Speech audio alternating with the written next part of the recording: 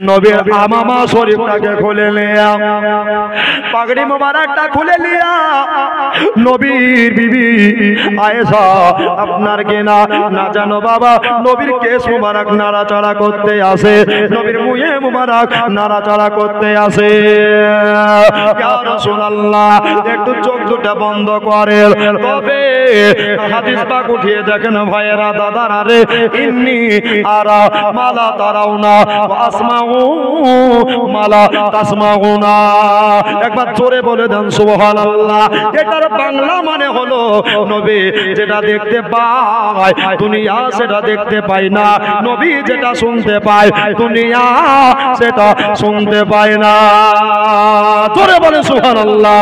ভাইরা আমার দাদারা দিদিরা রে, আল্লাহর নবী সাল্লাল্লাহু আলাইহি সাল্লাম এবার বাবা আয়েশা চাং মুবারকায় মস্তক মুবারক রেখে দিয়ে আসেন।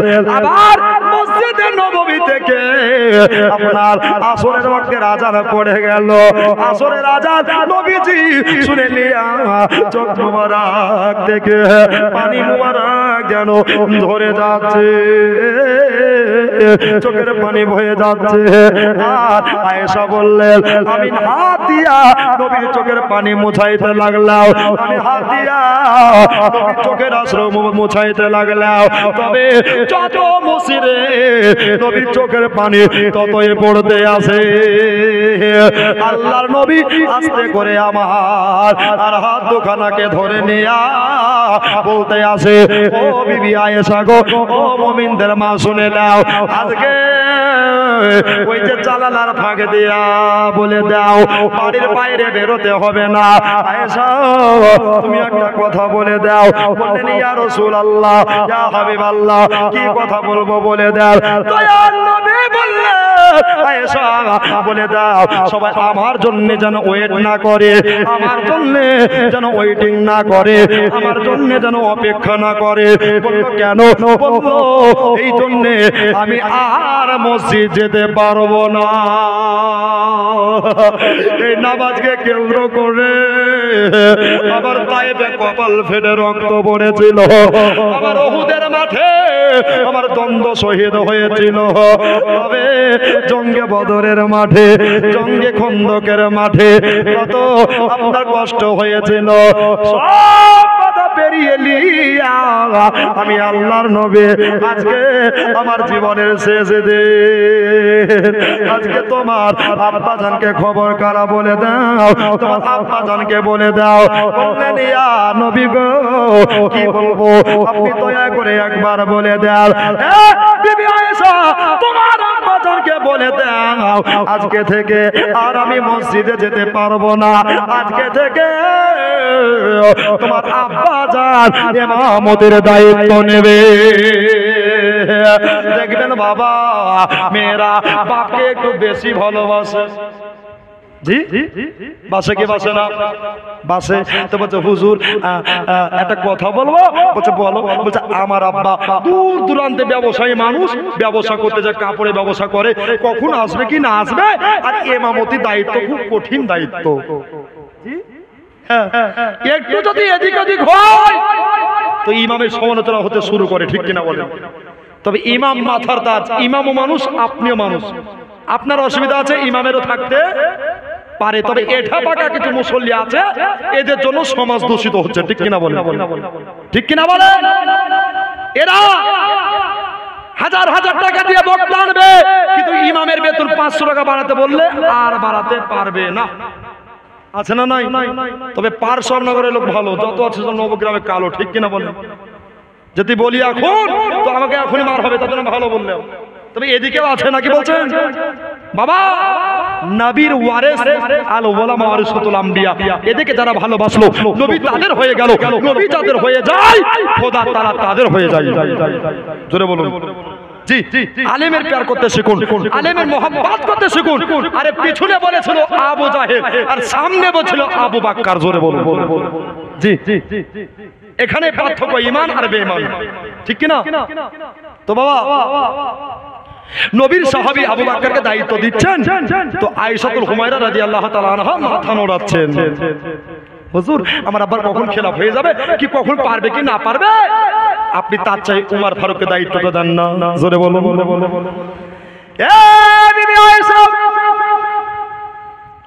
আমার পরে কারো যদি স্থান হয়, আমার পরে কারো যদি মাকাম হয়, আমার পরে কারো যদি জায়গা হয়, ওই জায়গাটা হলো আবু বকরের।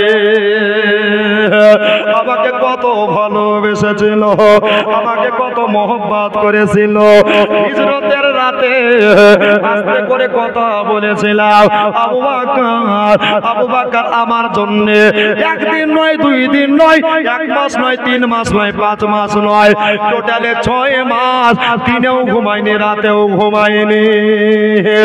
আবু বকর বলেছিলেন, ইয়া রাসূলুল্লাহ, আপনি আমাকে ডাকবেন, আমি যদি ঘুমন্ত অবস্থায় থাকি, 1 বার ডাকবেন, 2 বার ডাকবেন, 3 বার ডাকবেন, যদি আপনার ডাকে সাড়া না দিতে পারি, আমি মনে করি আমার ইবাদত বেফলে চলে যাবে, আমার ইবাদত বরবাদ হয়ে যাবে। এখান থেকে একটা শিক্ষা নিয়ে যাবেন, মা, খোদার ইবাদতের আগে যে জিনিসটা দরকার আছে ওটাই হলো নবীর মহব্বত। জোরে বলে সুবহানাল্লাহ। আর নবীর মহব্বত যার দিলে তারাই হলো পাক্কা ঈমানদার। আবু বকরের বেটি হযরত আয়েশা বলতে আছেন, ইয়া রাসূলুল্লাহ, ইয়া হাবিবাল্লাহ, হুজুর গো, তবে আপনার উপরে জুলুম চলে না, আপনার উপরে জোর চলে না, আপনি যেটাই ভালো বুঝেছেন ওটাই হবে নবী গো। তবে আর দেরি করব না, আপনার বিরহে সব সাহাবীরা ইন্তজার করে, কখন আসবে দয়ার নবী, আমাদের নামাজটা পড়িয়ে দেবে। কিন্তু আল্লাহর নবী সাল্লাল্লাহু আলাইহি শরীর মোবারক খারাপ হয়ে গেছে ভাই, নবীর জীবনের শেষ দিন চলে এসেছে ভাই। আজকে পার সাহেব নগরের মা বোনেরা, আজকে আমার দাদারা রে, আমার দিদিরা রে, আজকে কার কথা শুনতে চাইলেন ভাই? আজকে আসমান জমিন সব কেঁপে যাবে, মুমিনের দিলে আপনার বাবা কেঁপে উঠবে। এবার বাবা আল্লাহ নবী বলতে আছে, আর দেরি করো না বিবি, যাও। হযরতে আয়েশা জালালা মুখ বাড়িয়ে দিয়া মসজিদের ভিতরে বলতে আছে, আব্বা হুজুর, আর দেরি করবেন না, আর দেরি করবেন না, কেননা আমার নবী আজকে আসরে জামাতে যাইতে পারবে না। হুজুর, আপনি দয়া করে নামাজটা পড়িয়ে নেন। সাহাবীরা সবাই মিলে নামাজটা পড়ে নিলেন আবু বকরের পেছনে। একবার জোরে বলে দেন সুবহানাল্লাহ, সুবহানাল্লাহ। এবার বাবা আবু বকরের পেছনে নামাজ পড়ে নিয়া সব সাহাবী মসজিদে নববীতে কান্নার রোল ভেসে গেছে। শুধু ভাসে একটাই প্রিয় নাম, জোরে বল, আরেকবার জোরে পড়ো, সাল্লাল্লাহু আলাইহি সাল্লাম, বলো না সাল্লাল্লাহু আলাইহি সাল্লাম। এই গজলটা এক কলি পড়বো মহব্বতে, একটা ভাই 500 টাকা দেন তো। আরো কষ্ট হচ্ছে ভাই, কষ্ট হচ্ছে, শেষ করে দিব জি? কথা বলে না হুজুর, মানে ইঙ্গিত খারাপ নাকি বলছেন? চলবে না, শেষ করে দেব, চলবে? কথা বলেন না জি? সুবহানাল্লাহ। একটা ভাই 500 দেন তো। আজকে প্রথম রাত চাপ দেওয়া যাবে না, প্রথম রাত চাপ দেব না ভাই, ইচ্ছা হলে দিবেন, না ইচ্ছা হলে না দিবেন। শুধু ভাসে একটাই প্রিয় নাম, পড়ো সাল্লাল্লাহু আলাইহি সাল্লাম, বলো না সাল্লাল্লাহু আলাইহি সাল্লাম। আমরা সবে পাপী তাপে খোদা তাআলা দাও না মাফি, জোরে বলে সুবহানাল্লাহ। আমরা পাপী তাপী, আল্লাহ তাআলা দাও গো মাফি। মোরা সুবহানাল্লাহ, মোরা নবী পাকের যে গোলাম, পড়ো সাল্লাল্লাহু আলাইহি সাল্লাম, বলো না সাল্লাল্লাহু আলাইহি সাল্লাম। সব সাহাবী মসজিদে নববী থেকে বার হলেন, নবীর বাড়িতে আসলেন। যে যাকে মহব্বত করে, যে যাকে ভালোবাসে, যদি একটা সেকেন্ড না দেখতে পাই রে, তার মনটা কত খারাপ হয়। সাহাবে বেলালের নাজেহাল অবস্থা হয়ে গেল। আল্লাহ নবী আর মসজিদে যেতে পারবে না, দয়ার নবী আর মসজিদে দেখা যাবে না। তবে আমার নবীর কদম বসে করলেও নবীকে বললাম, ইয়া রাসূলুল্লাহ, ইয়া হাবিবাল্লাহ, হুজুর আপনি কি যাবেন না? বলল, জি হ্যাঁ, যদি আমাকে যাওয়াই তো আমি যাব। একবার জোরে বলে দেন সুবহানাল্লাহ। এবার বাবারা ভাইয়েরা গো, মাগরিব এসা পার হয়ে গেল। অনেক লম্বা চওড়া কথা, আস্তে আস্তে কান দিয়া শুনবেন মা। আমার দয়ার নবী মুস্তাফা হযরতে আয়েশা রাদিয়াল্লাহু তাআলা আনহাকে বলতে আছে, হে বিবি রে, একটা কাজ করো, আর দেরি করো না, দেরি করো না, তাড়াতাড়ি যাও। জলদি করে যাওয়ার পরে আমার মা নবী নন্দিনী, সারা বিশ্বের জননী, ইমাম হাসান হোসেনের আম্মা জান, যার নাম হলো তয়্যিবা তাহেরা আবেদা খাতুনে জান্নাত ফাতিমা রাদিয়াল্লাহু তাআলা আনহা, একবার জোরে বলে দেন সুবহানাল্লাহ। এই ফাতিমা, তুই জোরে ডেকে দাও, আমি তাকে দেখব, সে আমাকে দেখবে। সুবহানাল্লাহ। এখানে একটা পয়েন্ট রাখবেন বাবারা ও মায়েরা রে, নবীজি আপনার 63 বছর জিন্দেগিতে আল্লাহর নবী সংসারিক জীবনে তিনার 4টা বেটি ছিল। কয়টা বেটি জোরে বলেন? 4 বেটি ছিল। একটার নাম হযরতে জয়নাব, একটার নাম হযরতে কুলসুম, একটার নাম হযরতে রুকাইয়া, আর একটার নাম হলো হযরতে ফাতিমা। আয়েশা যাও, এই রাতের বেলাতে নবীর কথা মতে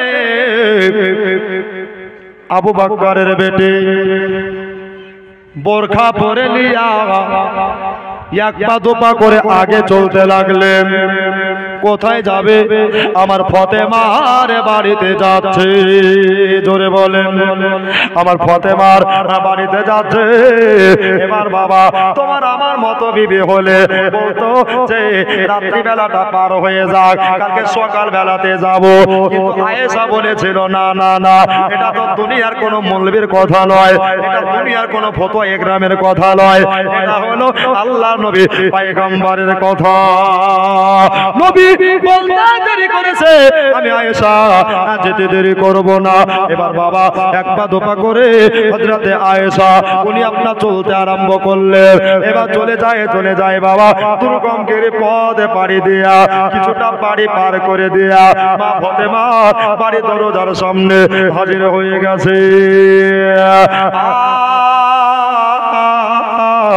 যেমনি দরজায় হাজির হয়ে গেছে, এবার বাবা ভিতর থেকে দরজা বন্ধ করায় আছে। সুবহানাল্লাহ।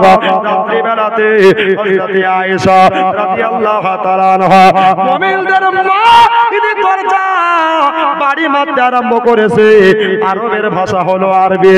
আদা খলবাও, আদা খলবাও, দরজাখানা খুশিয়ে দাও, দরজাখানা খুশিয়ে দাও। ভিতর থেকে আবার বেরিয়ে যাইতেছে, বলতেছেন, মানন্তা, কে তুমি, কে তুমি? বলল, আনা আয়েশা। জোরে বলে সুবহানাল্লাহ। আমি হলাম তোমার মা আয়েশা। ও বেটি রে, দরজাখানা খুশিয়ে দাও। ফাতেমা, আপনার বাবা উনি বলতে আসে, অসময় ও টাইমে আমার আম্মা জান কেন আমার বাড়িতে, কোন কারণে এসেছে আমি এটা কিছু বুঝতে পারছি না। খোদা গো, তবে আমার আব্বা জানের কিছু হলো নাকি? দেখবে, আগে একটা কথা বলেছিলাম বাবা, মেয়েরা বাবাকে বেশি ভালোবাসে। তবে মা ফাতেমা জলদি করে ইমাম হাসান হোসেন বাচ্চা বাচ্চা ছেলে, এই দুটো জান্নাতি ফুলকে এবার সাইডে করে দিয়া নবীজির বেটি, সারা বিশ্বের জননী, নবী নন্দিনী, তিনি আপনার চলে আসছেন সময়ে দরজাখানা ও সব করে খুলে দিয়া আল্লাহর নবীর বেটি দেখতেছেন মা আয়েশাকে। আয়েশা চক্ষু দিয়া মতির মতো পানি ঝরে যাচ্ছে, মতির মতো অশ্রু ঝরে যাচ্ছে। ফাতেমা জিজ্ঞাসা করে, আয়েশা মা, তোমার চোখে পানি কেন মা? তোমার চোখে কিসের জন্য পানি ঝরতে আছে মা? বললেন মারে, আমি কেমন করে বলবো মা, এটা যে কেমন করে কব বুঝতে পারি না মা, কিন্তু আমাকে বলতেই হবে রে মা। একবার জোরে বলে দেন সুবহানাল্লাহ। তবে আমার আব্বা জানের কোনো শরীর খারাপ হলো নাকি? আপনাকে বলতেই হবে মা। আয়েশা, উনি আপনার কিনা একেবারে নিঃশব্দ হয়ে দাঁড়িয়ে গেছে। আয়েশা, ওই আমার মা, আপনি দয়া করে দাঁড়িয়ে থাকবেন না। ওই আমার মা, 7 বছর বয়সে আমার মা খাদিজা তুল কুবরা রাদিয়াল্লাহু তাআলা আনহাকে হারিয়ে আমি এতিমা হয়ে গেছি। আমার মা দুনিয়াতে বেঁচে নাই, তবে আপনি আমার একটা মা। একবার জোরে বলে দেন সুবহানাল্লাহ। বলো মা গো, আপনি বলে দেন, বলে দেন। তবে দরজার বাইরে দাঁড়িয়ে এইভাবে কথা বলা ঠিক হবে না। চলেন আমার ঘরের ভিতরে শিবির স্থাপন করে। আল্লাহর নবীর বিষয়ে এদিকে চিন্তা করে, খোদা গো, আমি ফাতেমাকে কোন ভাষায় বলবো? আমি ফাতেমাকে কোন ভাষায় জানাবো? আমার রাসূলের শরীর খারাপ হয়ে গেছে, আমার শরীর, আল্লাহ নবী অসুস্থ হয়ে গেছে, আজকে দিন আর শেষ দিন, এটা কেমন করে বলবো গো? নবীজি শেষ পর্যায়ে চলে এসেছে, আর মাত্র 2 থেকে 3টা দিন বাকি আছে। এবার ভাইয়েরা, বন্ধুরা, মা বোনেরা রে আমার, আজকে এবার বাবা নবীজির বেটি ঘরের ভিতর নিয়ে গেলেন। একবার জোরে বলেন সুবহানাল্লাহ, আর একবার জোরে সুবহানাল্লাহ। ঘরের ভিতরে নিয়ে গিয়া এবার আয়েশার হাত দোকানকে ধরে বলতে আছে, মা গো, আপনি বলে দেন, আপনি জানিয়ে দেন, ওগো মা, আমার আব্বা কিছু হলো নাকি? বলে মা, তুমি যেটাই বলেছো সেটাই সত্য রে মা, তোমার আব্বা তোমাকে দেখতে চেয়েছে মা, তাড়াতাড়ি চলো, তাড়াতাড়ি চলো রে মা আমার। বললে, ও মা আয়েশা, আপনি বাড়ি চলে যান, তবে আমার মাথার তাজ, আমার চোখের মণি, আমার গলার হার, বুকের নূর, প্রাণের স্বামী যতক্ষণ বাড়িতে না আসবে, আমি ফাতেমা এখান থেকে যাব না। জোরে বলে সুবহানাল্লাহ। কেননা আমার নবী বলেছে, ও ফাতেমা, একটা কথা শুনে নাও, একটা আর্য শুনে নাও। ফাতেমা বলল, কি আর্য? বলল, আর্য খানা হলো, তুমি যতই নবীর বেটি হও না কেন, তোমার জান্নাত হলো স্বামীর পদ তলাতে। জোরে বলে সুবহানাল্লাহ। আরে শোনে শোনে আমার মা বোনেরা, একটু কান্দে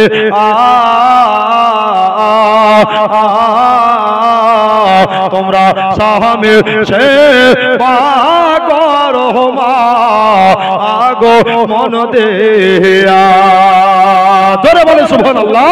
তোমরা স্বামীর সেবা করো মা আগো মন দিয়া। শোনে শোনে আমার মা বোনেরা, একটু কান্দিয়া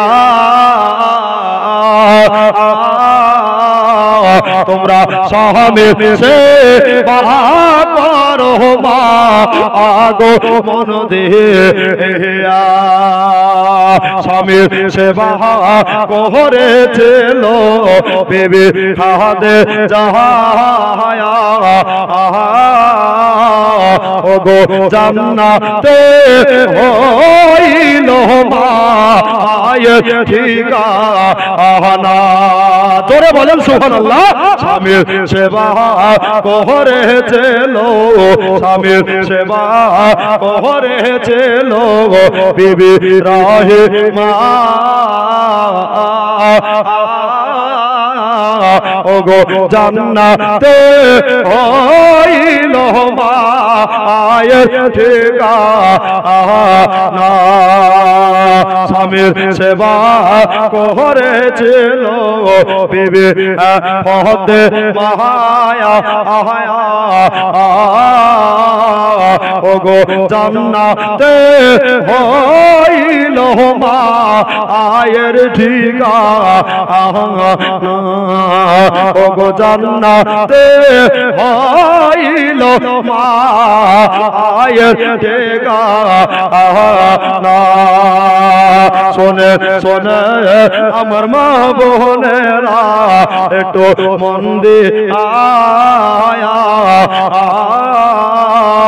তোমরা স্বামীর সেবা করো মা আগো মন দিয়া তোমরা স্বামীর সেবা করো মা আগো মন দিয়া আল্লাহুম্মা সাল্লি আলা জোরে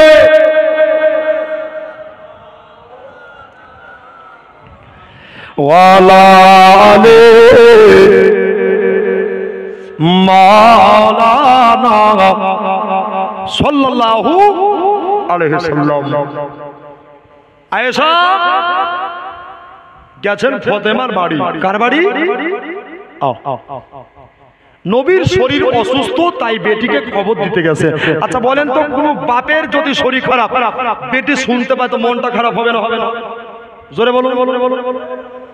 মা ফাতেমা বললেন,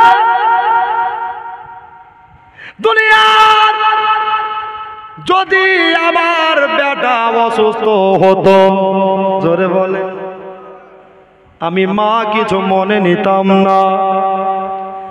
আমি যদি অসুস্থ হতাম আমার মনে কিছু বলতো না। তবে আজকে আমার আব্বা জানের শরীর বড় অসুস্থ। খোদা গো, আমার স্বামী যতক্ষণ পর্যন্ত না আসবে আমি এখান থেকে এক কদম আগেও যাব না, এক কদম পিছেও বাড়াবো না। স্বামী আসবে, স্বামীর ইজাজত লিয়া তবে আব্বা জানের কাছে যাব। হযরত আলী কারামুল্লাহু ওয়াজহু, ইনি বাবা খোদে খৈবার, শেরে খোদা, মুশকিলে কোশা হযরত হায়দার, হযরত আলী আপনার কিনা বলতে আছেন, ও প্রাণের বিবি সাহেবা, ও আমার ফাতেমা, যে মহব্বতটা দেখিয়েছো, যে ভালোবাসাটা দেখিয়েছো রে বিবি, তবে আমি তোমার স্বামী বলতে আসি, যাও তুমি তাড়াতাড়ি যাও। ওটা তোমার আব্বা হুজুর, তবে ওটা আমারও আব্বা হুজুর। একবার জোরে বলে দেন সুবহানাল্লাহ। ওটা তোমার নবী, এটা আমারও নবী। একবার জোরে বলেন সুবহানাল্লাহ। আমি হলাম তার বিশিষ্ট সাহাবী। যাও ফাতেমা, যাও যাও, ও নবীর বেটি, চলে যাও। ও হোসাইনের মা, ও হাসাইনের মা, যাও তাড়াতাড়ি করে যাও। এবার বাবা স্বামীর ইজাজত লিয়া এবার দুটো জান্নাতি ফুল, জান্নাতি দুলহা, জান্নাতের সরদার গণেদের লিয়া মা ফাতেমা আয়েশার সঙ্গে যেতে আরম্ভ করলে। আব্বা জানের শরীরখানা বড় খারাপ আছে বলে এবার বাবা উনি চলে যায়। এবার দয়ার নবীর বাড়িতে চলে এসেছে। মা চোখ ভরা পানি আর বুক ভরা বেদনা লিয়া আপনার কিনা কাঁদতে কাঁদতে আব্বা জানের কাছে চলে গেলেন। আব্বা জান গো, আপনার যদি কিছু হয়ে যায় আমি ফাতেমা দুনিয়ায় কেমন করে থাকবো? আব্বা, আপনার শরীর মুবারকায় কি হলো? আপনাকে কেন এত অসুস্থ ভাব লাগে? আল্লাহর নবী খেজুরের চাটাইতে আরাম ফরমাচ্ছে এমন অবস্থায়। এবার বাবারা ভাইয়েরা রে, ও মা জননীরা আমার, এবার ফাতেমার হাত দুখানা ধরে আল্লাহর নবী আপনার যেন চোখের পানি টস টস করে ঝরাতে লাগলো। আব্বা গো, আপনি কেন কাঁদতে আসেন? কিসের জন্য আপনার চোখের পানি পড়ে? একবার আপনি দয়া করে বলে দেন আব্বা জান, একবার আপনি দয়া করে বইলা দেন। বললেন, ও বেটি রে, আমার ইমাম হাসান কই, ইমাম হোসেন কই, কই কই কই এনে দাও, ওটা যে আমার জান্নাতের দুলহা। একবার জোরে বলে দেন সুবহানাল্লাহ। এবার বাবা নবী যে ইমাম হাসান হুসাইনের কে আবদার রাখলেন, মা ফাতেমা নিয়ে আসলেন। নিয়ে আসার পরে নবীজি ইমাম হাসানের গালে চুমা খায়, একবার ইমাম হোসেনের গালে চুমা খায়। একবার জোরে বলেন সুবহানাল্লাহ। ও দুনিয়ার মানুষ রে, এটা কার চুমা? এটা হলো আল্লাহর নবীর চুমা। নবী যেই জায়গাতে চুমা দেয় ওই জায়গাটা জান্নাতের চাইতে দামি হয়ে যায়। সুবহানাল্লাহ। এবার বাবা চুমা খেতে খেতে মা ফাতেমা বড় আনন্দিত হয়ে গেল। যদি পার সাহেব নগরে কোনো চাচা কোনো ভাইপোকে চুমা খায়, কোনো নানা কোনো নাতিকে চুমা খায়, মা দেখলে খুশি হয়। জি, মা দেখলে খুশি হয়, মা দেখলে কত আনন্দিত হয়। কিন্তু হযরতে ফাতেমা বড় আনন্দিত হয়ে গেলেন। বলে আল্লাহ, আমার ছেলের গালে কপালে চুমা খাচ্ছে গো, আমার ছেলের গালে কপালে চুমা দিচ্ছে, আদর করতে আসে। আমি কত আনন্দিত হলাম, আমি বড় খুশি হলাম। তবে আমার মন কেন জানি ভালো করে না। কিসের জন্য ভালো করে না? আমার মনটা ভারী হয়ে গেছে, আমার মনটা বড় ভার হয়ে আছে। এবার বাবা কিছুক্ষণ পরে আল্লাহর নবী আর ইমাম হাসানকে চুমা খায় না গো, ইমাম হাসানকে চুমা খায় না গো। এবার নাক দিয়া নবীজি শুনতে আরম্ভ করেছে। একবার জোরে বলে দেন সুবহানাল্লাহ। ফাতেমা বলেন, আব্বা গো, আমার ছেলেকে আপনি চুমা খাচ্ছিলেন, আমি মা কত খুশি হচ্ছিলাম। কিন্তু একটা কথাই আপনাকে বলতে হবে, একটা কথা আপনাকে জানাইতে হবে। ইয়া রাসূলুল্লাহ, ইয়া হাবিবাল্লাহ, ও দিনের পয়গম্বর, দয়ার নবী গো, কেন আপনি আমার ছেলে দুটা নাক দিয়া শুকতে আছে, নাক দিয়া আপনি ফুলের মতো শুনতে আছেন।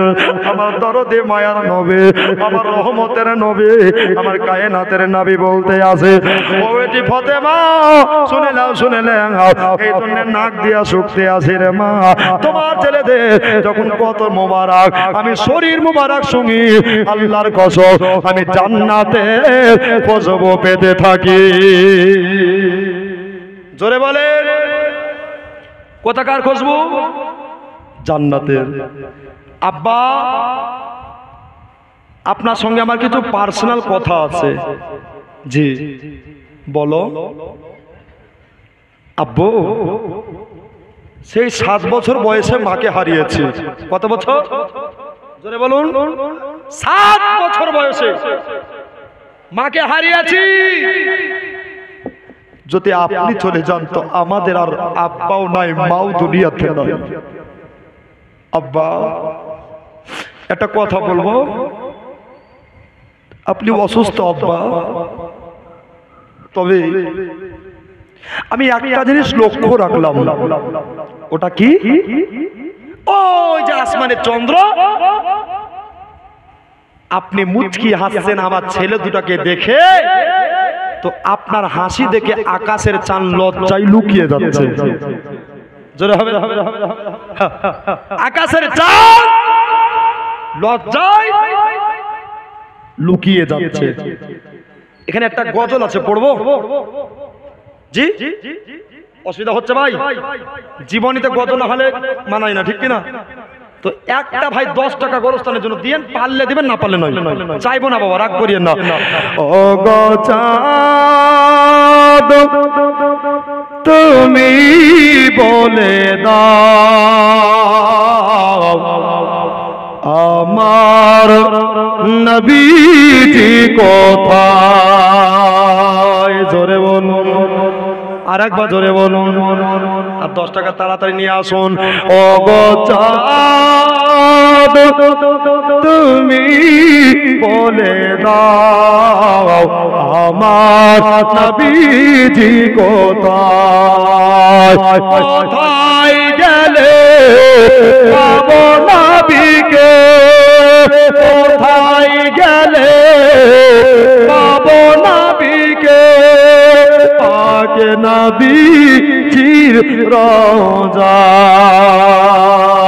ও গো চাঁদ,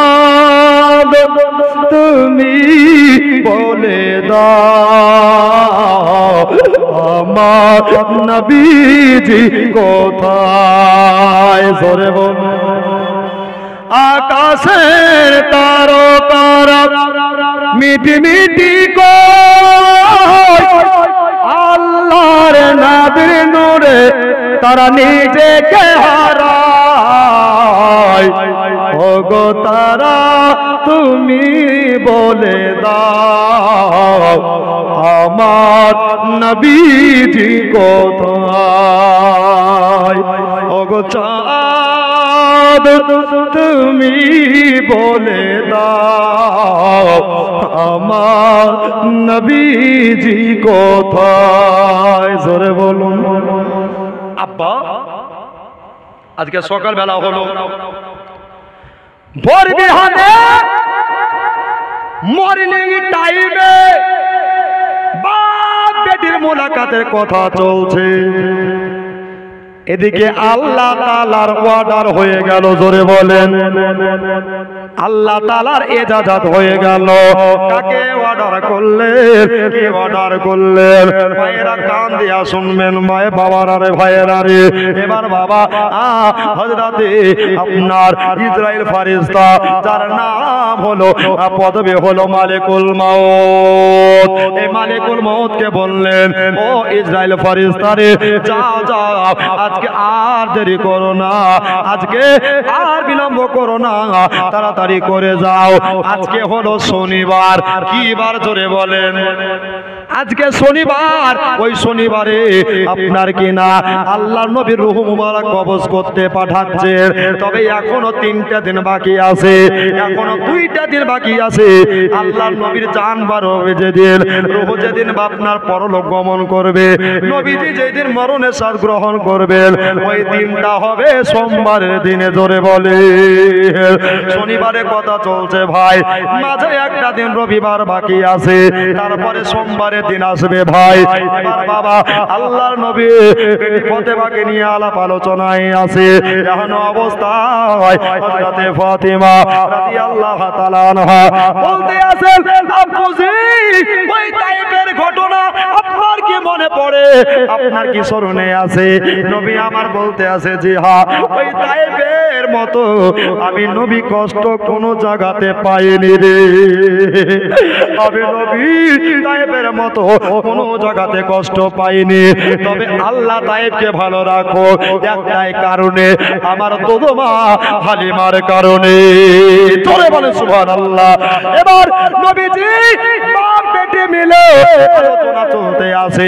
আল্লাহর অর্ডার হয়ে গেছে, যাও ও ইসরাইল ফেরেশতা, যাও আমার নবীর রূহ মুবারক কালা নিয়ে আসো, আমার নবীর জান মুবারক কালা নিয়ে আসো, আমার নবীর আত্মা কালাম নিয়ে আসো।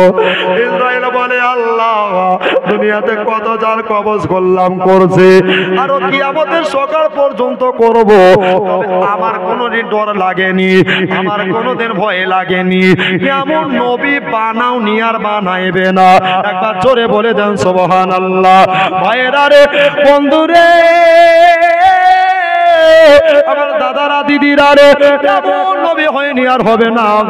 তবে আজকে আমার যেন ডর লাগতে আছে, আমার যেন বুক কানা কেঁপে যাচ্ছে।